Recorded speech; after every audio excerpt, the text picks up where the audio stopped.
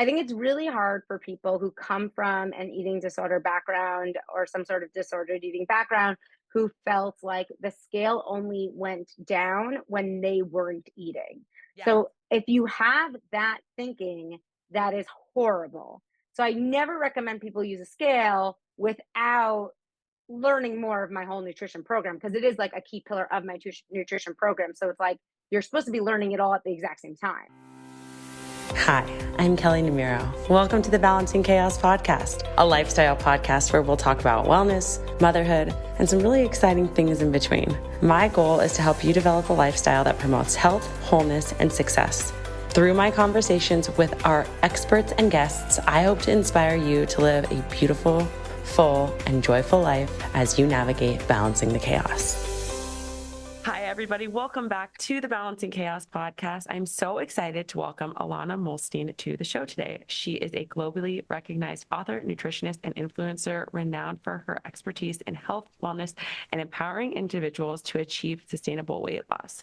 With a best-selling book, a top-rated healthy meal delivery service, and a transformative weight loss program, Alana has impacted the lives of millions worldwide. Her journey from childhood struggles with weight to becoming a leading figure in nutrition and lifestyle empowerment is truly inspiring. So today we are so excited to delve into Alana's insights and wisdom on various aspects of healthy living and nutrition. Welcome to the show. Thank you so much. I appreciate the intro, Kelley. Yeah, I'm so excited to have you. There are so many different topics that I want to cover with you today. But just starting with that whole idea of like your childhood story, I think is really Yeah, important because that is likely what has, propelled you to do what you do today. Can you talk to us a little bit about what your upbringing was like? What kind of foods were you eating? And how did that kind of lead you into the career you're in today? totally. So as early as I can remember, I was overweight. I was the big kid. I was like a standout in school. Literally as early as 4 years old, 5 years old. It was very noticeable. It's noticeable in my kindergarten graduation photos that I'm like twice the size of the little boys next to me. So definitely always struggled with weight, as did my parents and family. We were a very food focused family. Everything revolved around food. So if I was going to a birthday party, I was obsessed with like the pizza, the cake. If it was a wedding, I my whole family wanted to be there early for the appetizers, the smorgasbord, the everything, the all you can eat buffet. That was definitely where our mindset went for vacations and everything else. And when my parents got divorced at 4 years old, that bit turned from being something I enjoyed to something that I relied upon, I think, for emotional control and stability. Without realizing it, it was that one thing I had in between both parents' homes that was a constant, like Yeah. food as a form of soothing, companionship, you know, dopamine release, whatever it is. And it became a really big issue. And by 8 years old, my doctor saw that I was off the charts. I was not going in the right direction. My parents weren't able to be positive role models to me because they struggled with their own diet and nutrition. And so my doctor sent me to weight loss camp at 8 years old. For 9 weeks, I went to fat camp. A lot of people consider that torture. For me, I think I was too young for it to process that it was a bad thing Yeah. because I wasn't already in the routine of going somewhere else and then had to switch. It was almost like it was the first thing I knew of sleepaway camp. So I was almost Right. like, oh, wow, I'm going and my friends aren't. Like, maybe this is a good thing. And truly, it actually ended up being a safe haven for me because during the school year, I was the outsider. And at camp, I was like everyone else. And Mhm. so, in a lot of ways, it provided comfort because for the first time, I had a boyfriend or boys interested in me. For the first time, I was able to borrow clothes from the other girls. So, it actually was like a safe place in a lot of ways. And I actually really liked losing the weight. Because everything was portion controlled for you, everything was scheduled for you. So, while you had to exercise for 14 hours a day, you were doing it with friends. It was less of a burden. And I got to come back to school with all the compliments and the positive affirmations from my doctor and everyone. And so I was into it. I came out of my shell almost in that camp. And so the problem was the consistency. I just came back and I just gained it all back. Right. So I gained back all the weight and more because you could gain a lot more weight in the school year than you can lose in 2 months at camp. And so I'd like gain 50 in the school year. So then I would go back to camp to lose 30. And Yeah. then I just repeated that for 7, 8 years. I would just lose 30 pounds in camp and then gain 50 during the school year. It almost was how people yo-yo diet today. Like Yeah. they take as much advantage of they can during the diet, and they almost use it as permission to gain all the weight back when they're in this all or nothing thinking. And that's exactly where I was. I love that you like, I feel like there are so many like little like things that you brought up just in that monologue that I want to like pull threads on. And I think the first one is really around like the emotional eating piece. Because I think that a lot of people don't really recognize how young that starts. Like even now, Oh yeah. I see my mom, like I love her. She's like the best mom in the whole wide world, but she'll like bring donuts for my son. Like if he has a performance at school or if he has a baseball game or like does something, well, like it's like food as a As reward. a reward. I know. And it's such a shame because I have to say, grandparents are really, not innocent in this today. Like that's across the board. Grandparents today are overloading their grandchildren with sugar as sugar becomes more available and exciting. But actually, my grandparents were fantastic in this space. Like my grandmother was hand grinding fish and making these fish balls, and my other grandmother was making stuffed cabbage and fruit. And I actually think my grandparents were really great about teaching me their food of their heritage. Yeah. And that's a really beautiful thing. Like I have kids in my kids' grade who are Persian, and these kids are eating olives and spiced meats, and because that's what their grandparents are giving them, and there's like really no sugar at all. And then my more Americanized grandparents for my kids now, it's more sugar based. So grandparents really need to shape that up because it could also be savory food. It could be home cooked food. It does not necessarily need to be sugar. And so yeah, I was in a really negative space, emotionally eating to the extreme. Like when I was sad, food was there. When I was happy, food was there. Everything, food was my ally in that space. And then at 13 years old, I was going into high school. I was at camp yet again. And at this point, I was well over 200 pounds. And at that moment, my mind clicked. And I was like, I don't want this for myself. I don't want to keep doing this yo yo dieting cycle. I don't want to keep coming back to this camp. Thankfully, at a very young age, I was already sick and tired of it. Yeah. And so at that point, I changed my mindset and I was like, enough's enough. You only get one body. You might as well make it rock. And then I went into high school that year deciding I'm going to do whatever it takes to that at the very least not keep gaining weight, at least just keeping it off. And then I went into high school and I not only kept it off, but I continued to lose another 50 pounds on my own and really started formulating what's now, my weight loss program. And then I decided I love sharing this advice with anyone who would ask. My friends' moms were coming back from Weight Watcher meetings and saying, Alana, how are you doing this? Like, just because they would see their daughter's friend just Yeah. crushing it and being the one kid eating differently than all the others with confidence. And I felt very fulfilled every step of the way. And I was very empowered by my weight loss. It felt great. It felt invigorating. At that point, I felt like I had eaten everything and I just wanted a better way. But I am social and I am a volume eater. So I would never restricted the amount I was eating, but I got much more savvy and smart about the foods I was eating. And I decided if I can make a career out of this, it would be a dream because I really connected with it and love food and wanted to help others find the sense of freedom I was getting. So that's when I became a registered dietitian. I got my master's degree in nutrition. I lost the last of my weight. And ever since, I've been able to take my approach that I then taught as a weight loss seminar at UCLA and turn it into a program called the 2B mindset that, Yeah. hundreds of thousands of people are doing with success, thankfully.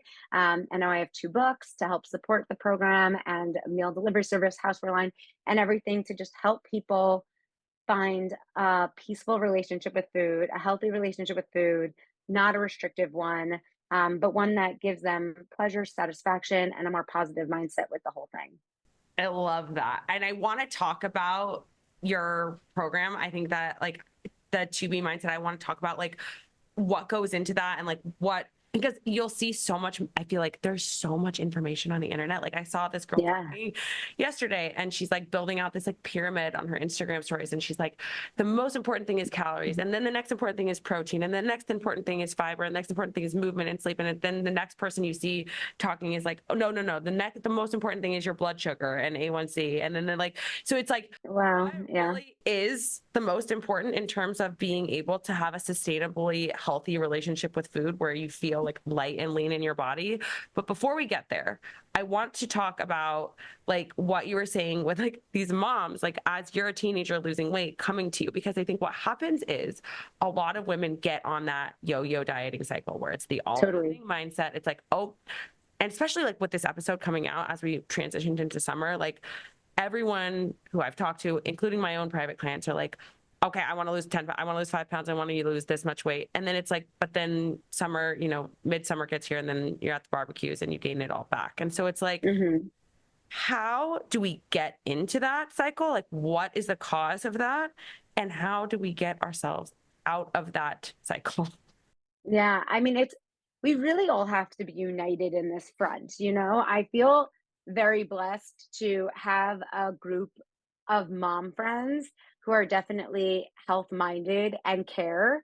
Yeah. But then, of course, there are other moms in this group who, sometimes sabotage the whole process and invite us over for a barbecue, and it turns out to be a candy fest. And then it's just, really hard for everyone. I think at the end of the day, everyone wants to be healthy. And I actually truly believe that aside from maybe 5% of very picky eaters, picky adults and kids alike, I'd say 95% of people actually enjoy the taste of a delicious Caesar salad and stir fry and delicious vegetable soup and cauliflower like fried rice situation, but they just are not used to making those foods, are not used to buying those foods, preparing them, and also they're not made convenient, so they're not necessarily in sight and stomach. Yep. However, when you host an event, you host a party like I like to do frequently, and have a plethora of these dishes, and you have a veggie platter with a really good hummus and a really good guacamole right next to, bland looking pretzels, the veggie platter actually goes and the pretzels there's usually left over. So I think it's, a lot of times these moms struggle. And I mean, obviously, we can go into this so much deeper, but I see so many moms struggle because they're obsessed with what everyone else is going to think.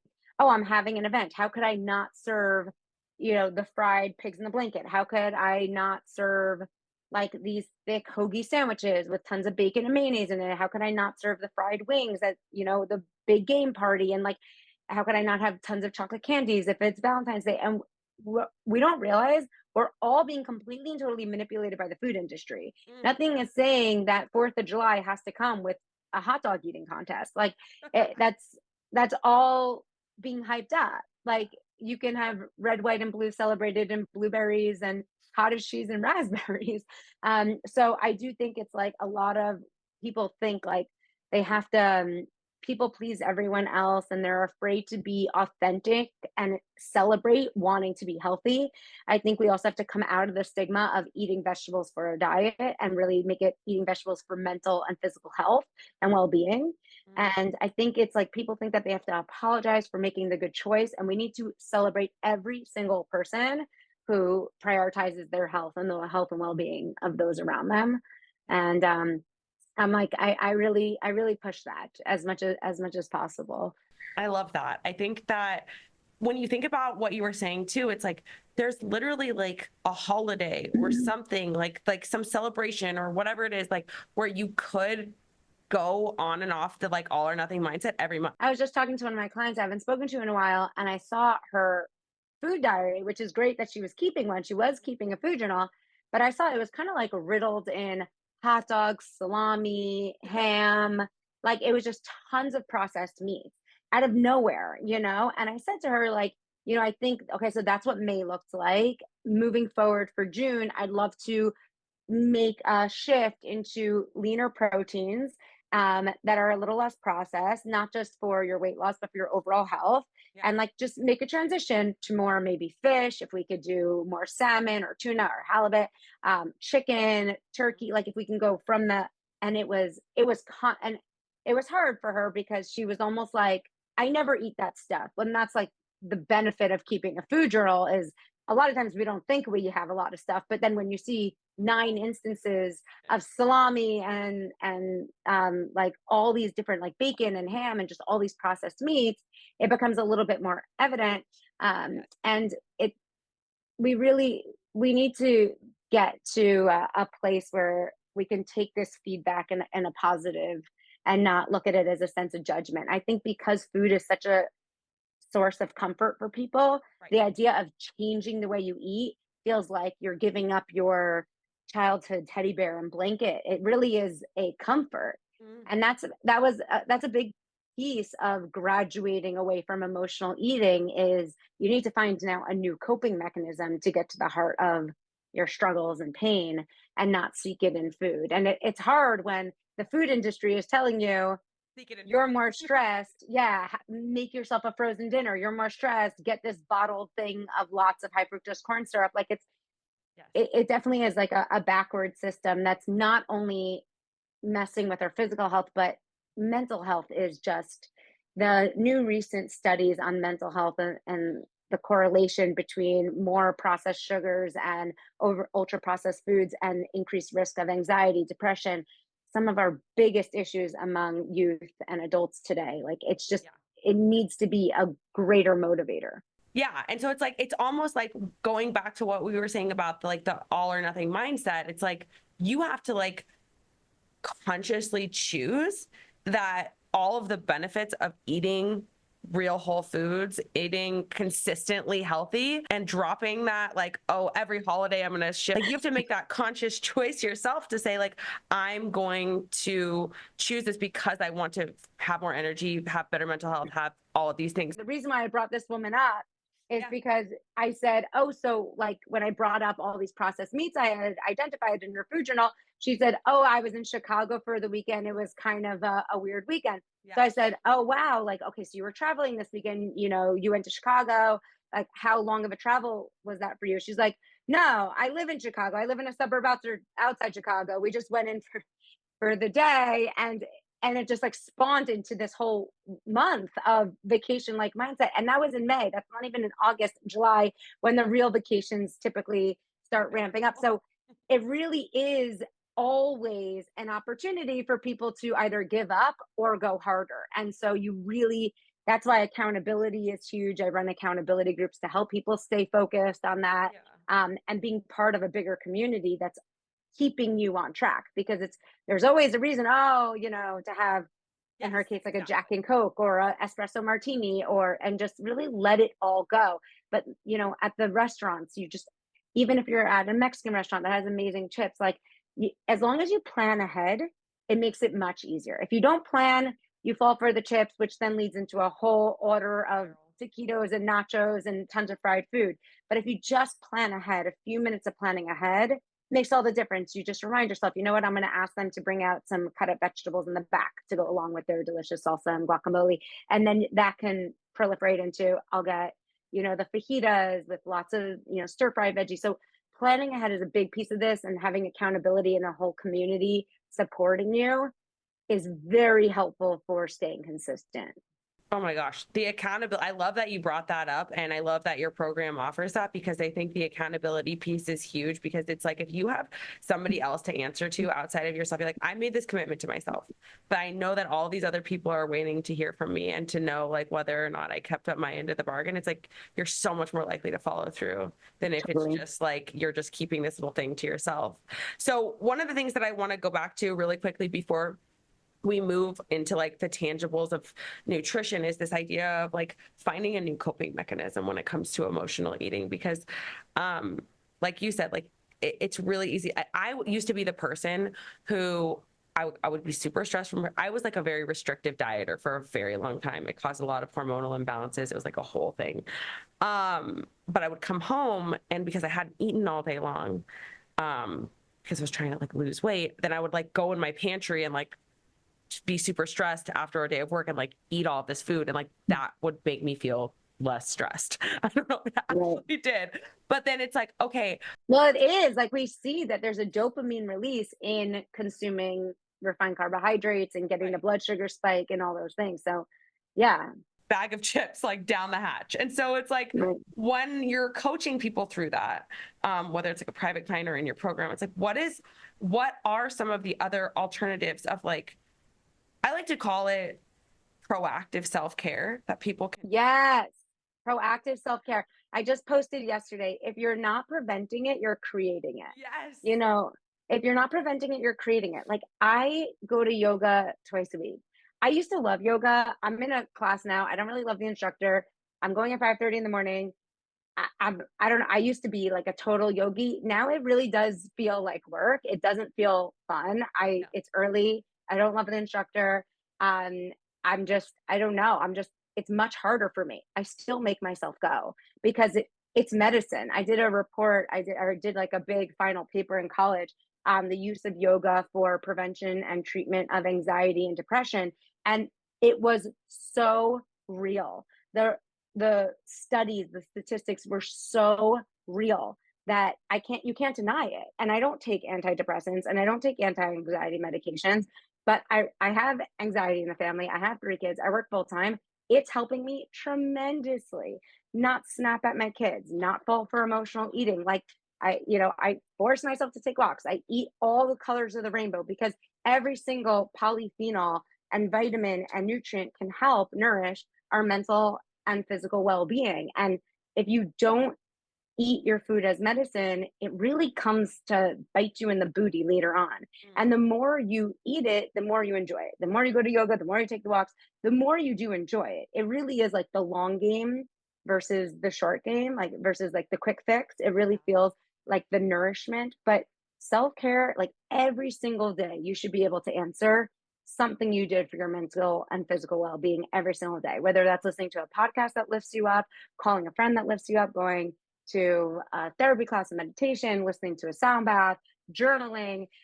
It's just so important. And I also say like hobbies are huge. I'm always pushing people to do more hobbies. Things that are creative make people feel better. It's also when you're deep dive into a DIY project, you're a little bit outside your head. You're not focused as much on your problems. There was this big book that came out earlier in the year called Bad Therapy.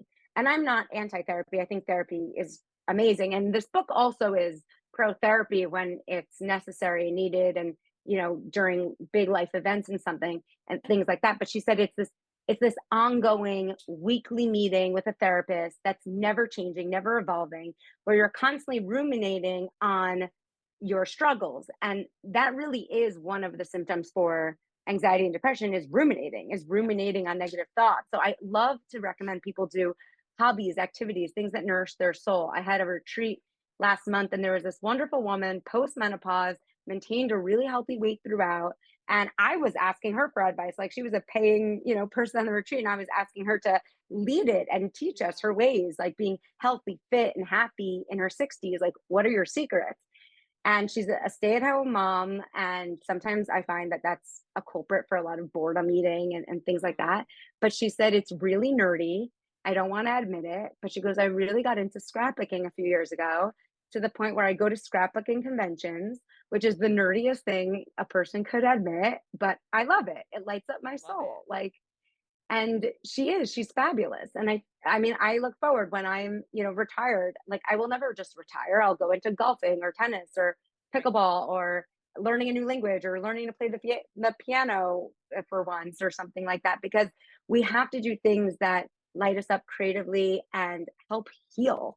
And there's a lot of healing in art therapy. There's, it's and friendship and gatherings. I play mahjong on the weekends, which is also really geriatric and nerdy, but it's really like a few of my friends got into it. And it's a nice way to just be with other people. You're also not eating, which I love. Because when a couple of girls get together and want to sit around and talk, usually there's nuts, olives, cheese, crackers, wine. And when you're playing a game, you're just not doing that. And you get all those benefits of camaraderie and relationship building, which is a key pillar of our emotional health and longevity. I love that. Everything you have said, I think is so important for people to come back to, because I think that like a lot of times when we think about health and fitness and like weight loss for women, it's like we silo it into like just food and exercise. Like those are the only things that matter. The reality is that like, if you are not caring for yourself in an emotional level, if you're not experiencing pleasure, rest, connection, all of those things that you're talking about, where it's like, you can alleviate stress from your body, like, and you can fill yourself with these other things. It's like you are going to find some coping mechanisms. Maybe it's not food, maybe it's alcohol, maybe it's scrolling, maybe it's shopping. Like, to deal with the stress, you have to fill yourself up with these other things. Yeah. Stress management, sleep is so tied to weight loss, obesity, hunger hormone regulation. Yep. So, yeah, stress itself can start to damage the gut. And so that creates like a lack of nutrient absorption and so much more. So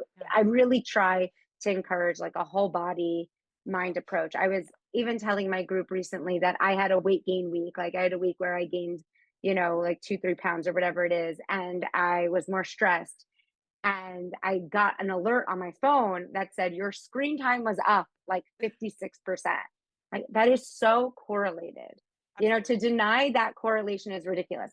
More screen time meant more stress, meant less sleep. So less sleep, more stress. That's 100% leads to more emotional eating. That leads to not taking that extra walk in the afternoon because I'm so focused on scrolling the news or whatever it is, which leads to probably 20% more I ate at every single meal because I'm not processing fullness. I'm probably eating more quickly. I'm probably forgetting to have as much water and filling foods, justifying more sweets and treats and sugar. So we have to be open to learning about our bodies because you're not going to lose weight the same way as you did a few months ago or even a few years ago or the same way as your neighbor next door to you. We always have to be learning and seeing how different factors play a role in our health and results.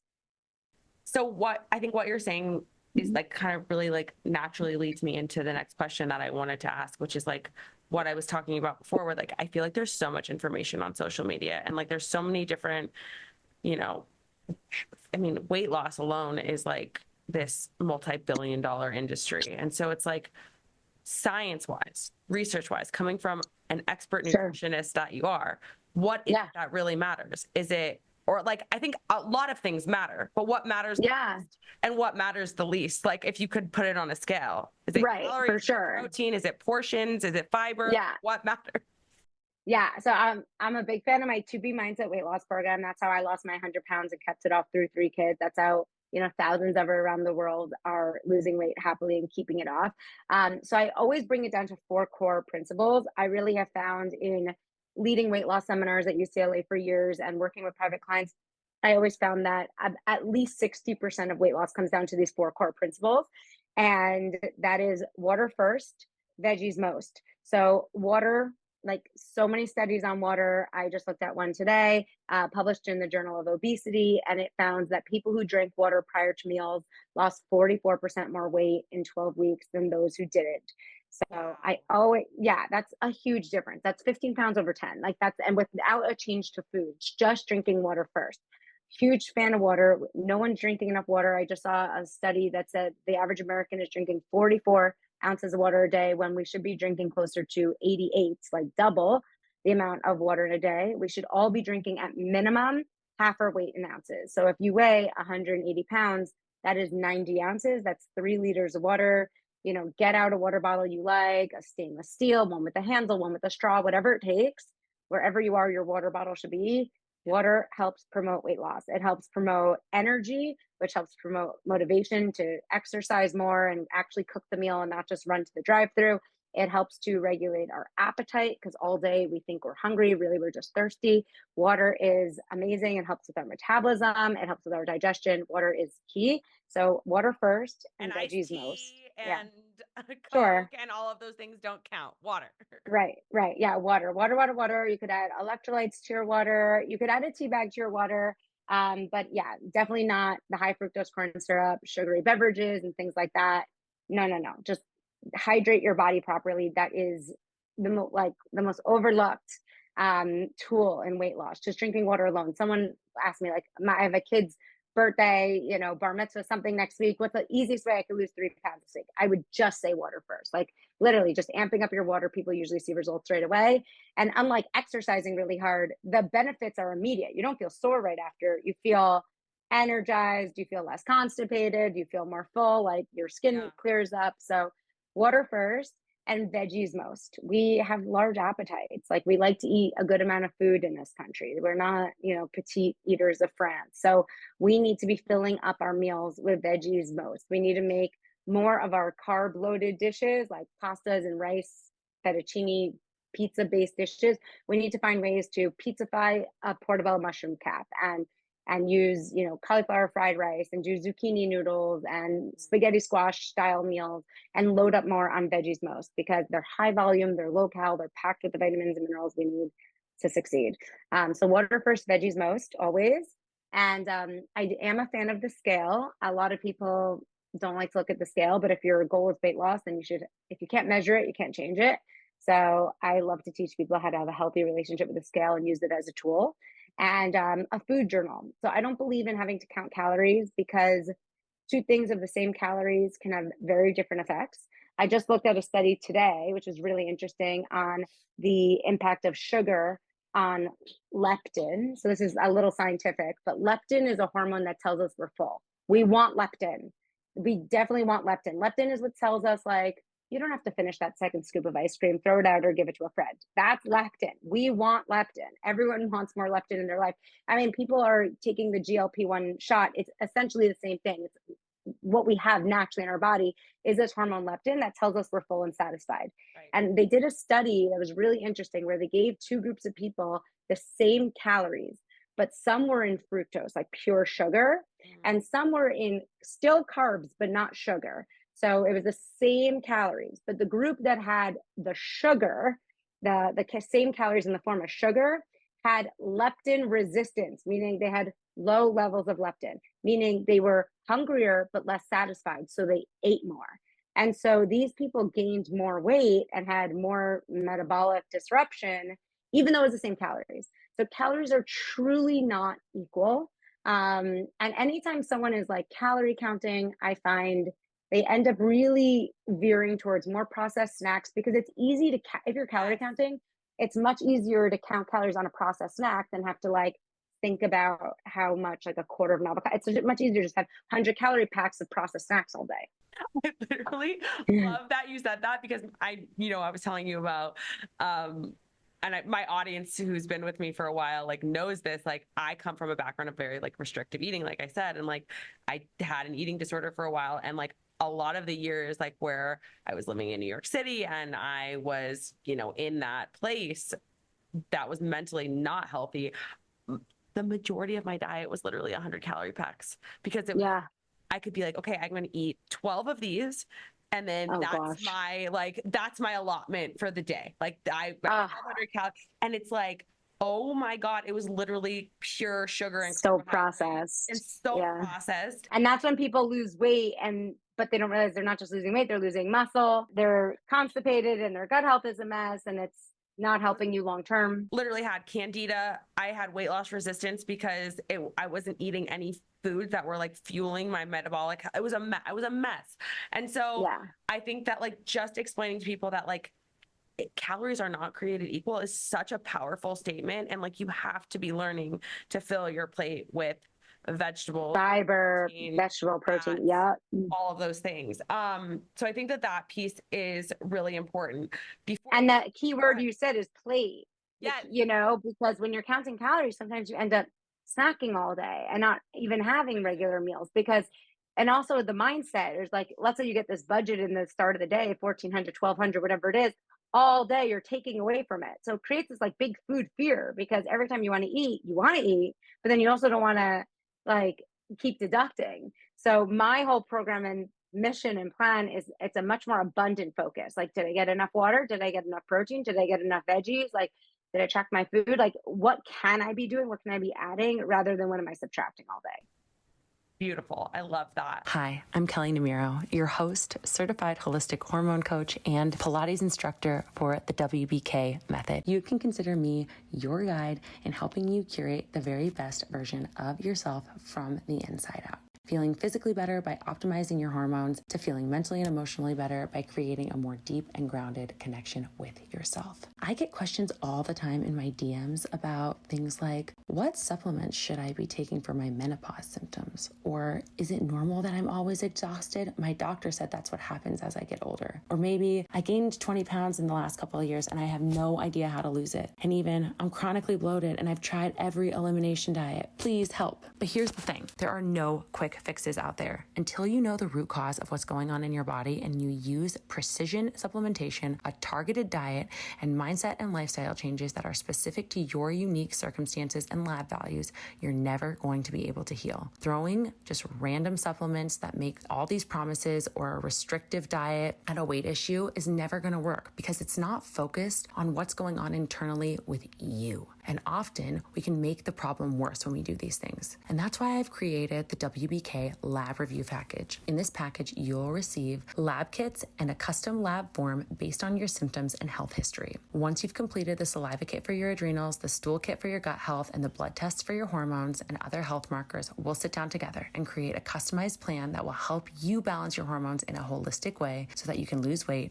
have more energy, maintain a balanced mood, and achieve the results that you've been wanting. This year, it is time to get the results that you've been dreaming of because you're targeting your unique system. If you're ready to experience more energy, comfort, confidence in your body, and relief from those nagging symptoms that have been bringing you down, I would love to support you in doing just that. This program includes a one-on-one call between you and me, all of the labs needed to create your customized protocol, and a PDF with your unique plan that you'll be following going forward so that you can take your time in implementing your new diet, supplements, and lifestyle changes. To learn more about this, head to the link in the show notes or go to wellnessbykelley.com to learn more about the WBK Lab Review. So 2 things I want to talk about that I think are really important conversations. And I think the one that people are going to want to hear about even more importantly is the GLP-1 conversation.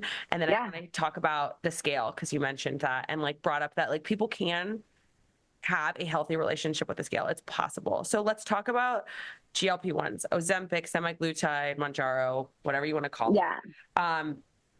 Is there anyone that this medication is right for? And what are the risks for people who are trying to lose weight and taking it? Yeah, great question. So it's really interesting. A lot of people, I think the biggest misconception with these medications is that they're new. Like I just had a client who told me she's on them for 2 years. So it's definitely been used for a little bit of time. I mean, some doctors will say they've been using it for 8 years. I don't know like that long anyone's been on it, but I definitely know, and I've started hearing about it about 2.5, 3 years ago before it became as mainstream as it is today. Sure.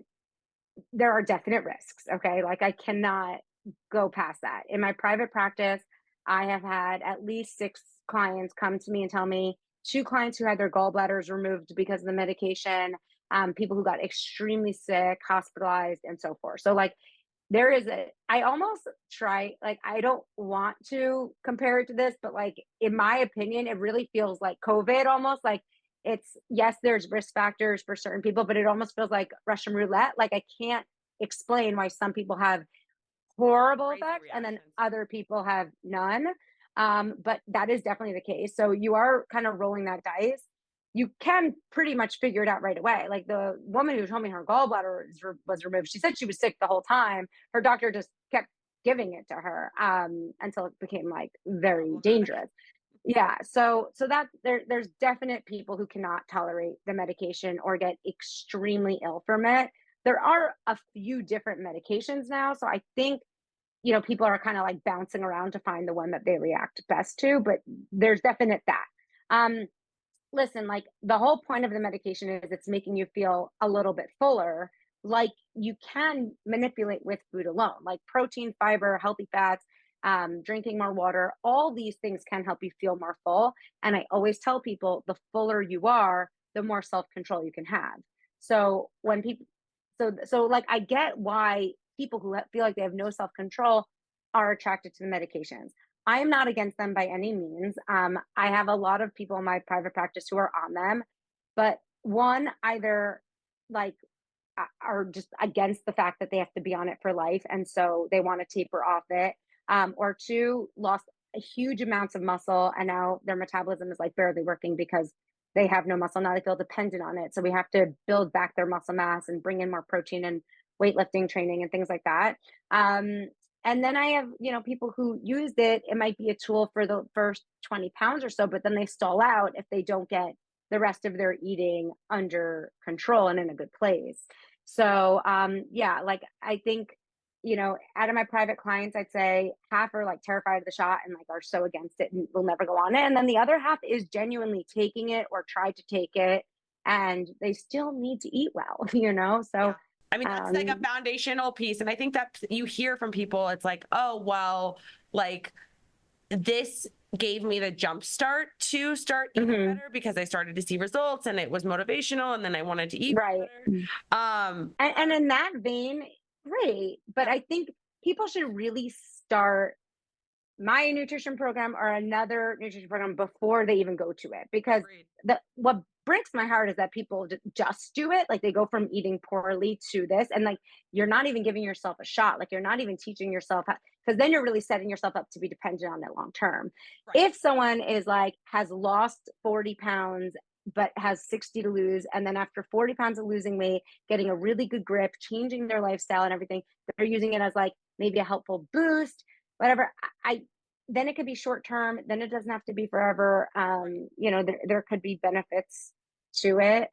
But I think it's not a one stop shop. Like you really still have to change your lifestyle. Yeah, I think that's what, like, unfortunately, like, and I don't want to like generalize to everybody, but like it is the consensus like of American culture that like we want, like look at the pharmaceutical industry, like it's very obvious, like we want a pill or a shot or something to like fix everything rather than putting in the hard work. And that's how like these billion-dollar industries have started to like take a lot of advantage of us. And that's not to say that like there aren't people who need certain medications. I fully understand that, and I love Western medicine for that. But I think for so many of us, if we changed our diet and our lifestyle and we got a little bit out of our comfort zones, that a lot of things would change with our health. I mean, I see it with my kids. I mean, I like my kids' pediatricians, but I just can't believe how fast they are to write scripts for things that come back. That like maybe like they didn't just need that one thing. Like maybe what's going on? I have a kid right now. I'm doing food sensitivity tests. I'm doing urine tests. I'm trying to figure out the source of it because that one script was not the solution. It's got to be something else. Yeah, 100%. I think that the question that comes next before we talk about the scale is like, what's the likelihood for these people who are on these medications that once they get off, they gain all the weight back? The likelihood is very high. I mean, we're seeing the likelihood of weight regain just as high as fat diets. Like it's definitely not, it's a little slower. So we see that people are gaining their weight back. It's not coming back the next week, like some sort of horrible fad diet, but the weight gain is definitely coming back. And that's why the pharmaceutical companies are coming back harder and being like, you could be on it for life. Who wants to be on a medication for life if you don't have to be? Like, that's definitely not the goal. So yes, the weight regain is quick, and I mean, it definitely comes back on. It's especially if you're not eating the protein you need throughout it, nourishing your body well throughout it, because then you're losing muscle. And once you lose muscle, your metabolism is just much slower as a result. Yeah. Okay. So let's talk about the scale, because I think that this is a very like, there are people who are very pro and very con, and like you already most are con. Yeah. I feel like I'm like the only person I know who's pro. Who are like, I don't like it because I don't want the accountability. And then there are people who are like, I don't like it because it makes me feel micromanaged and like I'm like feel like I have like tons of negative self-talk and all of those things. So like tell us about the benefits and how do you have a healthy relationship with the scale? Totally. I think it's really hard for people who come from an eating disorder background or some sort of disordered eating background who felt like the scale only went down when they weren't eating. Yeah. So if you have that thinking, that is horrible. So I never recommend people use a scale without learning more of my whole nutrition program, because it is like a key pillar of my nutrition program. So it's like, you're supposed to be learning it all at the exact same time. And then you see, like, people who do my program, they see the days where they drink more water, they eat more vegetables, they have more lean protein, they actually are eating more, they tend to lose more weight, which is why I like have the slogan, eat smarter, not less, because I've seen so many people's food diaries where the days where they're just like running out of the house and grabbing a smoothie from a smoothie shop and then having like trail mix in the car and then ending the night with cheese and crackers, it's like they're only writing 4 things down on their day: smoothie, trail mix, cheese, crackers. It looks like they barely ate. And those are the days that they gain weight. And then the days where they're like eating eggs with spinach and broccoli and toast and salsa, and lunch is salad and quinoa and salmon, and then dinner is like a huge bowl of spaghetti squash with bolognese or whatever it is. It looks like a ton of food. That's usually the day they lose weight. So, I mean, the whole point of using the scale is it's a tool for me, like, just to bring it back so people understand my perspective with it. When I came back from weight loss camp that year, I decided to change my mindset. I am coming off of 7 years now of yo-yo dieting. I'm coming off of 7 years of like literally feeling like I had to get shipped off in order to lose weight, and that I was completely disempowered to do anything on my own during the school year. And it clicked finally for me when I came back from camp that summer and went from 215 to 185, which is a huge difference, especially on my 5'2" frame. I went from like a size 20 to a size maybe 14. Like, it really made a big difference for me. And it showed up on my cholesterol as a big difference. My blood sugar levels is a huge difference. When I told myself the one thing, I just don't want this weight to come back on, the first thing I did was get a scale, because I finally realized that I was using a scale every summer. Every week they would have us weigh in and check our progress, but I wasn't looking at it all during the school year. And most people who don't like the scale have either, like I said, have this negative relationship where they felt like they'd only moved if they didn't eat, which is horrible, or they just didn't go on it for months at a time. Like, they didn't go on it through COVID, and then they came out of COVID up 50 pounds, and then they feel defeated. But I find when you actually use it regularly, it's never going to go up more than a pound or two. And we've all lost a pound or two a million times in our lives. We know that we have control over it.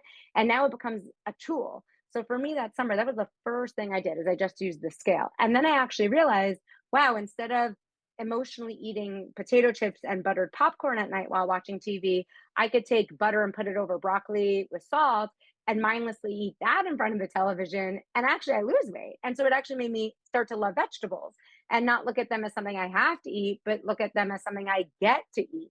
And then it helped me like want to drink more water. And then it helped me realize that calories are not equal, because then when I had a little stint of counting calories, I realized I was scared of salmon. Because if you put salmon in a calorie counting app, it's like 400 or 500 calories. Right. When you only get 12, it's like, who wants to eat salmon? But then when I used the scale and just stopped counting calories, I realized every time I had salmon for dinner, I always lost weight. And I'm like, okay, there's more to it. So the scale was the thing that was not judging me the whole time. It was the only thing telling me the truth. It was the only thing validating that I didn't have to do a quick fad diet. I just had to eat well. I didn't have to become gluten-free or dairy-free or cut out everything. I didn't have to even cut out all sugar. I just had to follow other principles and still was able to manage my weight. So the scale really is the thing that we've had for thousands of years. Like, the scale is like one of the earliest things we see. Like, I think in the pyramids, you see like etchings of the scale. So the scale is just a scale. It's just an objective tool that sometimes shows up bloat, and sometimes shows up if you eat too late at night or your PMS or you had too much salty food. Like, sure, sometimes it's water weight, but then other times it really is helping you realize, oh, you know what? I felt good yesterday. That wasn't hard. And I lost weight. Like, I could do that again. And so for me, it really had that very positive, empowering impact where I realized, like, okay, so it went up after vacation. Okay, well, now I know what I need to do. Like, I probably just need to eat less processed foods or make my own breakfast and not run to Starbucks for breakfast. I think that like it comes back to you, like even what you just said there. It's like, I don't have to get upset with myself. Like, I went on a vacation. Like, it's about curiosity rather than judgment. Totally. And I think that what the other pillar of your program, like that food journal, helps to align that. It's like, okay, how can I get curious? What was I eating in the food journal that Exactly. aligns with this scale moving up? What aligns with the scale moving down? And the more that I'm curious and less judgmental about with it all, like, it's just data. It's just tracking. It's just Exactly. learning versus being like, fuck this. Like, my body's like, Right. like the problem. It's like, no, You can use it as data. Exactly. And it really becomes such a self-empowering tool, because a lot of people like to rely on meal plans, but I'm not going to tell you that your meal plan says 4 ounces of chicken and roasted broccoli, and then your best friend invites you to sushi, and now what? It's all out the window. Like, no one's going to follow a meal plan. And when it comes to calories, we don't need to eat the same amount of calories every day. Like when you're PMS, when you're working out, when you're like, Yes, thank you. the amount of calories we need can fluctuate throughout a week. And they show even like in your luteal phase and this, like, the amount we need throughout a month may change. And so it's really nice to see subjectively, like you writing down, you know what, I was really stressed, right? More quickly. And then being able to see the change of weight, you're able to really deduce like what works for you, what doesn't, and keep repeating the positive behaviors more often. I love that you said that too. And like as a point like of reference for people from, again, like a person who knows research, who has data, like you are an expert, like that, like your amount of calories are going to change. Like the idea of you thinking that you're going to need 1,200 or 1,500 or whatever amount of calories every single day is just like so ridiculous. And that's just something that's not sustainable for a human being to live by. Because what if you do want to go to sushi with one of your friends? Like we have to have a program like yours that's sustainable. So one piece I really do want to ask you about that we were kind of talking about off mic before is I was reading this statistic the other day. Actually, my husband's boss wrote a book, and I found like one of the statistics in it really interesting is that 30+% of our youth in America are technically coined obese at this point. 1 in 5 teenagers. I know. I mean, it's ultra processed foods. I mean, like, look at our supermarkets. They're bigger and bigger and bigger. The center aisles are larger and larger and larger. More parents are stressed. More moms are working. Less dinner meals at home. More TV. More social media. Less activity. Oh my God, the list goes on and on and on. More anxiety. More depression. Yeah, more even divorce and like, all that. There's so much to it. There's so much to it. Also, if you like, one of the biggest things is if you look at every kid's branded product, the only difference is more sugar. So a kid's yogurt is just the same yogurt as the adult one, but with more sugar and a cartoon animal. Same thing with cereal, like an adult cereal versus a kid's cereal, same thing, just more sugar. So it really is, kids like sugar, like we've always known, like everyone loves candy. But now everything is candy. Now our bread looks like candy, and our cereals look like candy, and our, boxed dinners look like candy, and our even like Lunchables, and like everything is now just so high in sugar, so low in vitamins, minerals. And the crazy thing, like I always think the most interesting statistic next to the childhood overweight and obesity statistics is also how malnourished. So it's like at the same time we're consuming more calories, we're seeing more deficiencies. That's a problem. So it's like we're eating more food, but our food that we're eating has less vitamins and minerals. So we're still deficient. We're still not getting enough, even despite consuming so much more. That's wild to me. And, it's really interesting. I was just listening to Dr. Mark Hyman, who I love him. really love. Yeah. And, he was just showing like the lab markers for anxiety and depression and how tied they are. Literally just going to say that. Yeah. I mean, magnesium and vitamin D and omega-3 are all related to anxiety.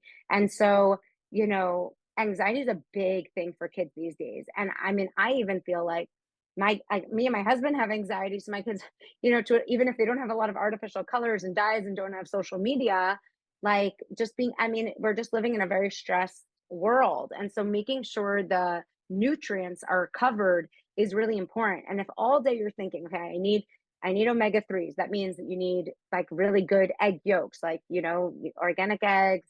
Organic eggs are not much more expensive than regular, but do have different levels of omega-3s and vitamin D. So like having those scrambled eggs and salmon, 3 times a week, make sure that omega-3s are like brain health, brain food, and vitamin D and magnesium and things like nuts or even supplemental, like these are really important to make sure that our youth are getting these things in addition to having less sugar and more veggies and protein. Yeah, 100%. I think that it is something that is like, when you think about it, like it's not just the weight, it's like what you were saying, like the link to all this processed food to like the mental health crisis that we're seeing in this country. It's like, yeah, social media absolutely plays a role, but like, and like can we control that? To some degree, yeah, until they're out of our houses and then we can't control it anymore. And like, can we control like the external pressures and stressors? To some degray? But what we really can control is like what we are feeding them, like what we are It's so providing. important. Yeah. And I'm literally going to like put every mom on blast and every dad and caregiver on blast, because it's like enough is enough. We need to change the conversation. Like I am so sick of being the bad guy. It's so annoying to be the parent who cares about their kid and have that be looked at as annoying, when Right. at the end of the day, it's caring. And I've never met an adult, and I've had a lot of clients, I make all my clients walk me through what it was like as a kid. And yes, the kids whose parents made it all about weight and told them they have to be on a diet and restricted the kids, for sure, they have an unhealthy relationship with food and an unhealthy relationship with their parents. But every adult I've ever spoken to whose parents told them, you need to eat more vegetables, you need to eat more protein, you need to drink more water, is so thankful for their parents. I've never met a kid whose parents, like an adult whose parents were so focused on eat more nutrition, have a negative thing to say about that. Like the kids might not see it short term, but long term they'll be like, my parents really made sure I always had protein, I always had vegetables, I always took care of myself. And I just feel like at the end of the day, it's such a privilege. Like it's such a privilege we can give our kids. And so, I always say, like, the same way you're not going to let your kids stay up till 4 a.m. on the streets is the same way we can't just give our kids white pasta for dinner. Like we have to check the boxes of nutrients.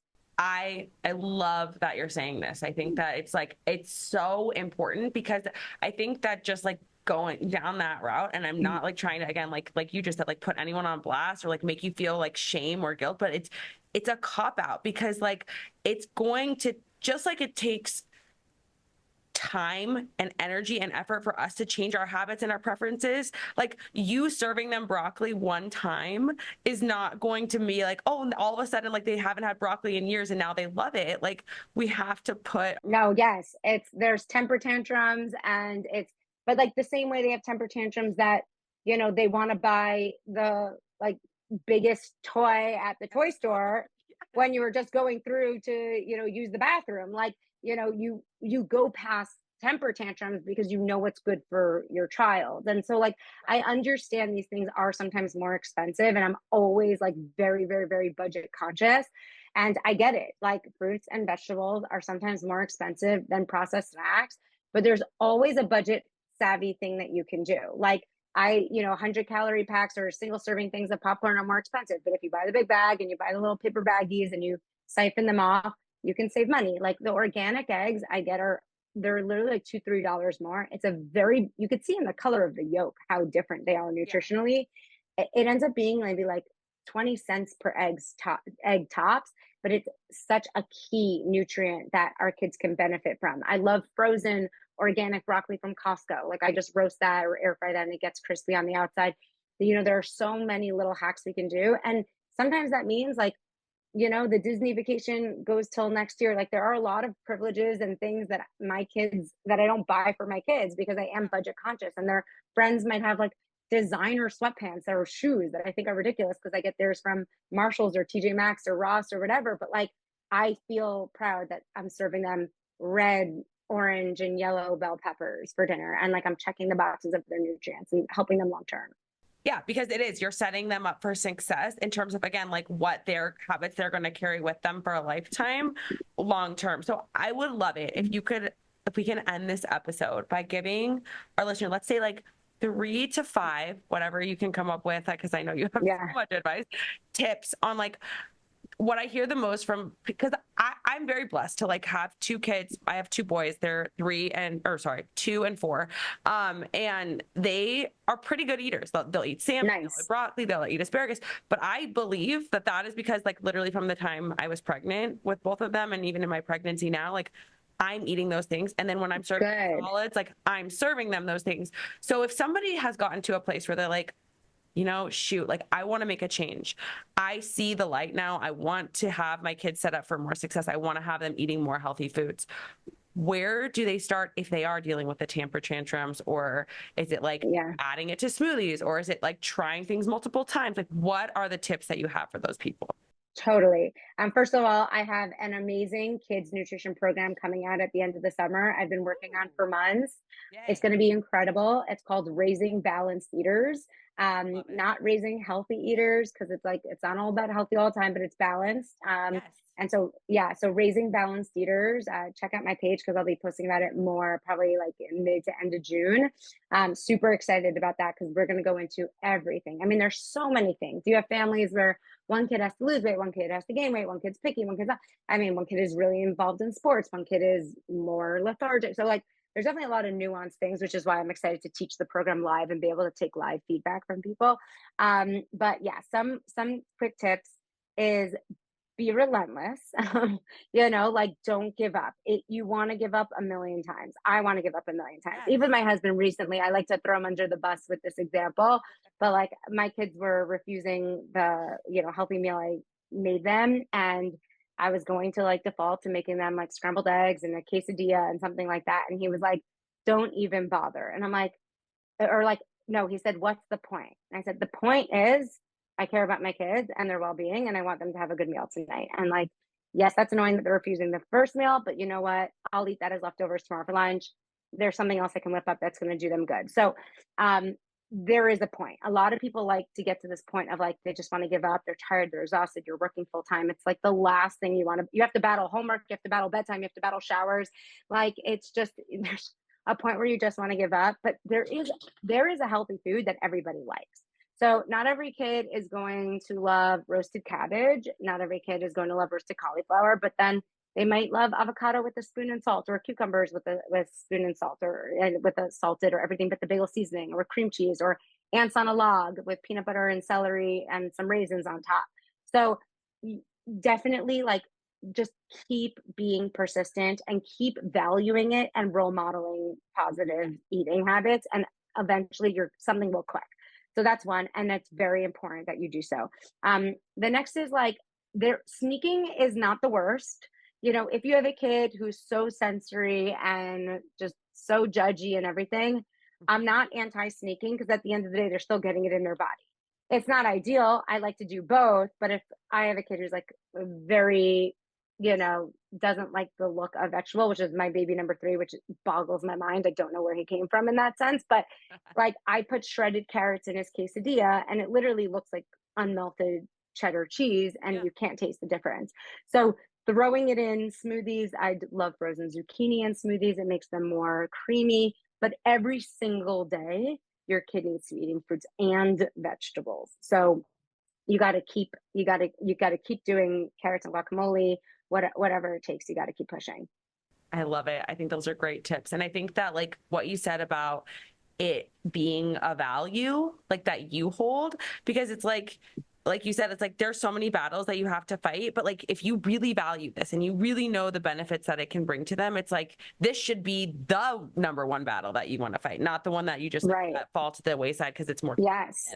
And actually, it's so related to temper. Like blood sugar regulation is so tied to mood.